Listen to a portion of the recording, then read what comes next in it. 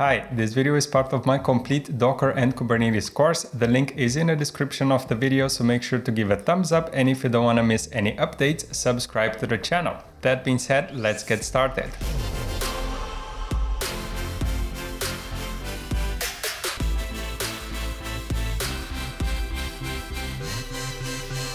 Hello and welcome back. We have completed the setup of both our Nodes backend and our notebooks backend.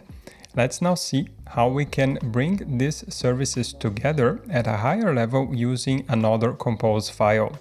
At the root of our directory, let's create a new compose file here. So this is next to the folders that exist. And we're going to call this compose.yaml.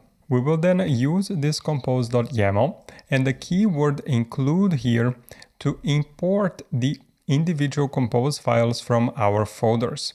So the first one will come from our notebooks backend, notebooks-backend compose.yaml. If you are getting an error with this syntax here, this is not because this is actually invalid. This is just a bug with the Docker extension.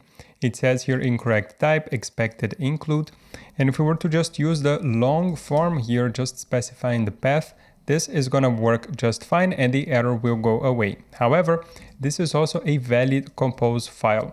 Let me just show you, because we can now include also from nodes backend /compose.yaml like so. Let's then save this file and come to the terminal, and let's make sure that we are at the root of our project where the nodes REST API folder.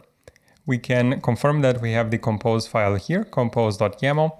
And if we were to just run Docker Compose up here at this level, we will see that this will start actually importing and running both of the services. As you can see here, we have both services up and running, and we can confirm from Postman that we are able to query both the services here at port 3000 for our localhost and at port 3001, right? So 3000 is for our notebooks and 3001 is for our node service.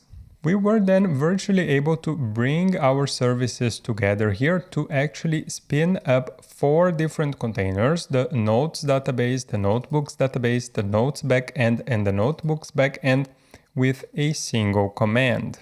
Everything that is valid on these individual compose files, so everything that is valid on the individual notebooks file and nodes file, is also valid here. We can just as well use Docker Compose up, build, and then once again the watch here.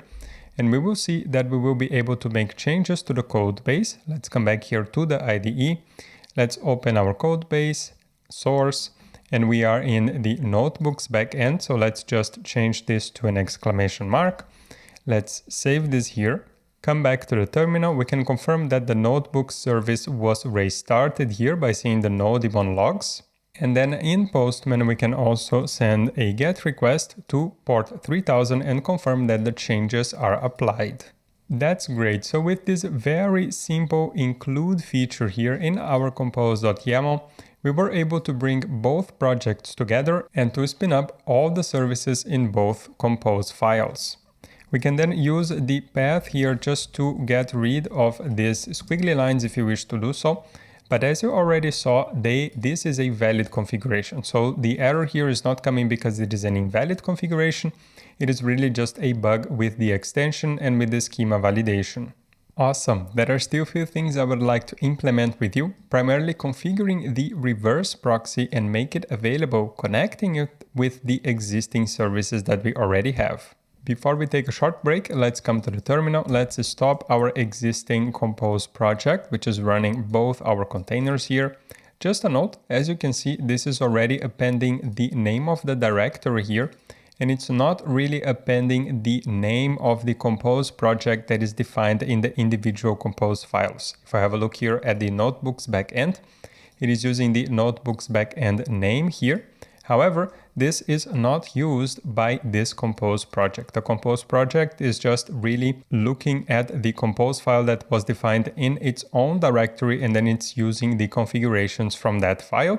and just skipping the individual configurations in terms of names from the individual notebooks backend and nodes backend. The included services, networks, and volumes are still created. So if we were to run docker compose down -v here, we will see that we will delete quite a few things. We will delete two networks, the nodes data and two volumes, the nodes data and the notebooks data, two networks, the notebooks net and the nodes net, and 4 containers. So as you can see, both the volumes and the networks are created as well as the containers, but any project-specific configuration like the name key is not taken into account. Perfect. Now that we have stopped our project and cleaned up our local machine, we can take a short break and come back in the next lecture.